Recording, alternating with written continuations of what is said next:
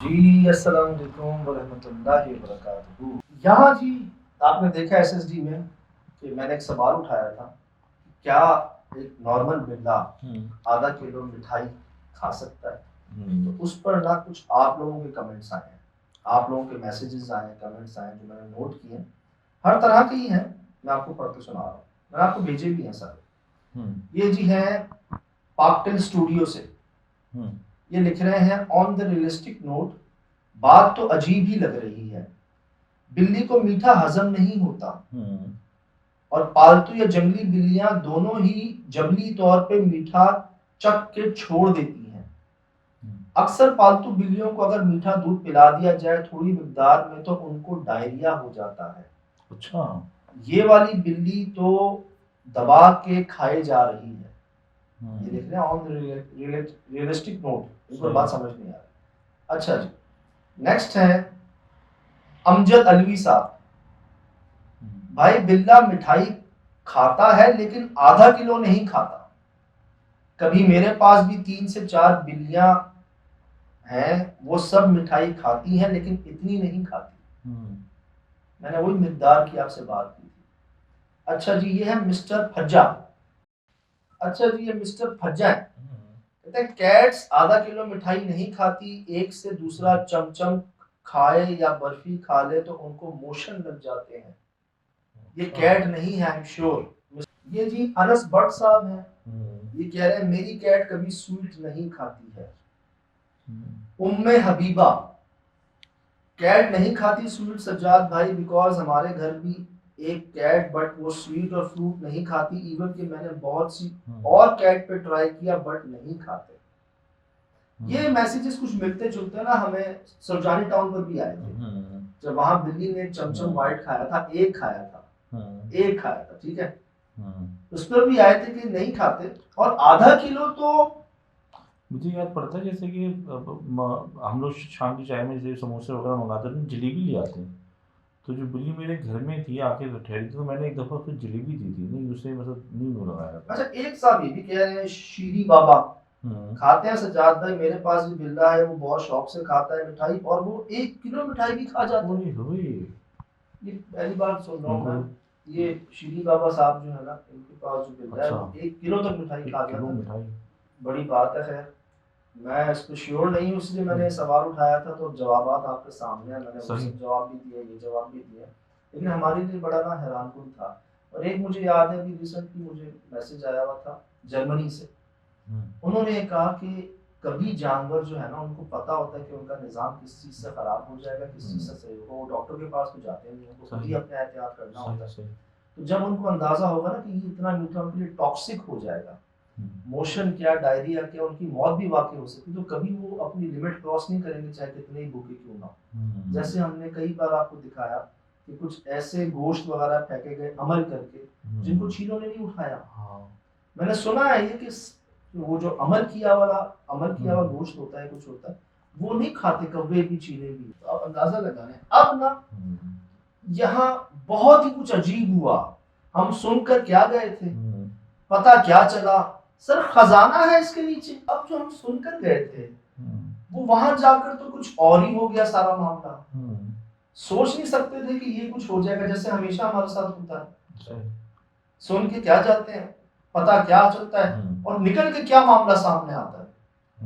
یار کسی نے اتنے لمبے جانور کا یا ایسی مخلوق کا ہم سے ذکر نہیں کیا تھا. ابھی تو رات میں بھی رکا ہوگا تو پھر ان کو پتا چلا ہوگا اتنی دیر تک کہ آپ وہ تو کہتا ہے دن میں آتے ہی نہیں ہے یہاں پہ، تو گزرنی نہیں ہے. اب میں نا یہ سمجھتے ہیں ہم پہلے یہاں پر آئے، جب ہم ان کمروں میں گئے نا جہاں آگ لگی ہوئی تھی، تو وہاں سے ہم چلے گئے پتا کرنے کہ بھائی اس جگہ کے بارے میں پہلے انفارمیشن ہے. تو بھائی نے بتایا کہ وہ 2 کلومیٹر دور ہیں اس جگہ سے، اور جو مالک ہے اس جگہ کے، اور وہ کہہ رہے ہیں کہ کسی نے ان کو یہ کہا کہ اس کے اندر خزانہ ہے، اس میں خزانہ ہے، یہ ہمیں اپنی طرف نہیں کھینچنے دیتا، کوئی اشارہ دیتا ہے ہمیں بھگاتا ہے. پھر ہم لوگوں نے، میرا چاچو نے عامل لے آیا تھا، اس عامل نے بھی کچھ پڑا یہ وغیرہ، اس نے بھی ہاتھ لے لیا. ابھی تک اس کے نشان پڑے ہوئے، ہم لوگ جاتے ہی نہیں وہاں پہ.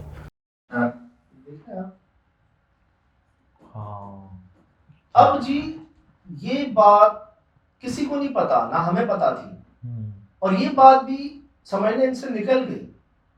کہ ان کے شروع سے چلتا ہوا آ رہا تھا کہ جی اس میں خزانہ ہے. اچھا کچھ ایسی پرسرار جگہیں جو ہوتی ہیں نا ان کے متعلق یہ بات مشہور کر بھی دی جاتی ہے ہو یا نہ ہو لیکن ہوتی بھی ہے. ایسی جگہوں میں اکثر بڑی نایاب چیزیں چھپی ہوئی ہوتی ہیں جن کی رکھوالی کی جا رہی ہوتی ہے, کوئی سانپ کوئی اس طرح کا معاملہ. اب ایک عامل صاحب ان کے پاس آ کے یہ کہہ رہے ہیں کہ جی میں یہاں پر اپنی کوشش کروں گا. ان کے بڑے تو منع کر دیتے تھے لیکن ان کے چاچا جو ہے نا وہ کہہ لیں کہ پھسل گئے, ان کی باتوں میں آ گئے, کیا ہوا, جنہوں نے نقصان بھی بہت اٹھایا. اب ان عامل صاحب میں جو کہ مسلمان نہیں تھے انہوں نے یہاں پر ایک یہ کوشش ہمیں نظر آئی. اب یہ لال لال پتہ نہیں کیا شرگا کے بقول کی خون تھا کچھ اور چیز تھی لیکن تھا کچھ ایسی نقش جیسا عمل جیسا ہمیں مختلف جگہوں پر ملا بھی ہے. پہلے ایک چیز تو ہم نے یہ دیکھی اور ایک چیز ہم نے دیکھی اس درخت کے بیچ میں سر یہ دیکھیے گا ناریل کے ٹکڑے بھی ہیں اندر.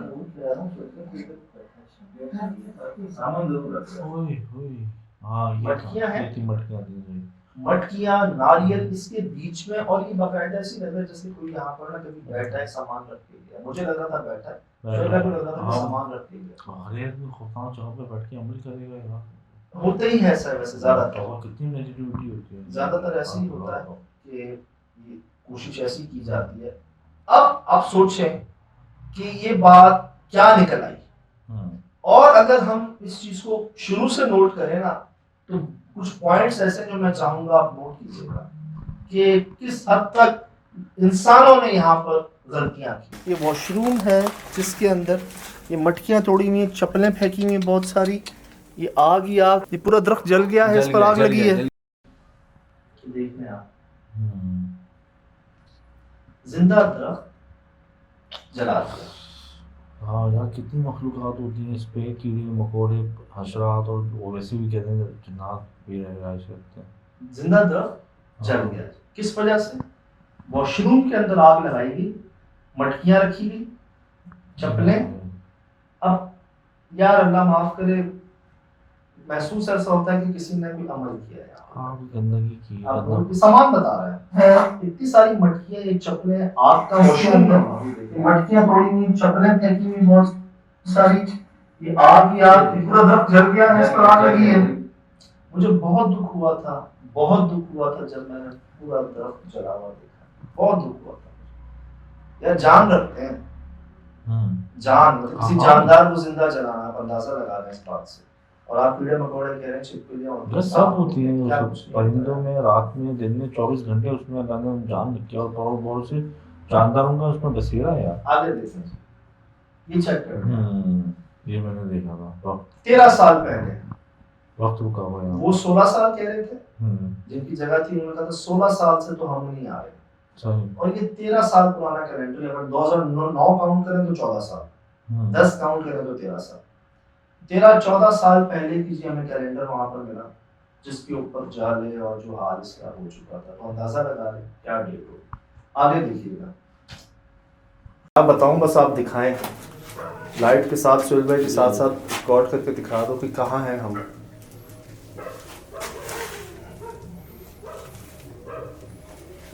یہ دکھا دو. بھائی نے مجھے کہا کہ جو تپش ہے نا, جو کالک ہے اس جگہ پر, تو 3rd ڈگری کی آگ کہتے ہیں اس کو. 3rd ڈگری کی آگ, اچھا, مطلب ورسٹ, اور اس میں ٹیمپریچر 1000 فahrenheit کہتے ہیں, 1000 ڈگری تک پہنچ جاتا ہے. مطلب 1000 فahrenheit کہیں گے, ڈگری کہیں گے اس کو, کہ اتنی تپش ہو جاتی ہے. ڈگری ہوگا 100 پہ تو کہتے ہیں انڈا بوائل ہو جاتا ہے. یہ 1000 کہہ رہے تھے اس فahrenheit پہ, یا اس پہ جو ہے نا, یہ اس نوعیت کی آگ تھی جو ایسی کالک یا ایسا حال کر دے جگہ کا, اتنی شدید آگ. اب یہ کوئی کھانے کی آگ نہیں ہوتی شراز بھائی, یہ کسی دیگ کی آگ نہیں ہوتی, یہ پراپر پورے گھر کو آگ لگائی جاتی ہے. پتہ نہیں پیٹرول ڈال کر, کچھ لکڑیاں ڈال کر, پتہ نہیں کس طرح کے, آپ کو پورا جگہ کوئی چپا نہ بچے, اور آگ کا نشان. اور یہ کس نے کیا, نوٹ کر لیں. چاچا ماموں خزانے کی تلاش میں ادھر پہنچے, اور ان کو کوئی جانور ملا, اور جانور کو انہوں نے جلانے کی کوشش کی. جانور کو جلانے کی کوشش کیوں کرے گا یار؟ وہ عامل کی بات ہوگی, انہوں نے کہا ہوگا کہ بھائی جو چیز ملے گی اس کو جلا دینا, جو راہ کی رکاوٹ ہے हाँ वही वही उसने बोला था आमिल ने. हम सुन कर के आए थे, ये तो मामला ही कुछ और है.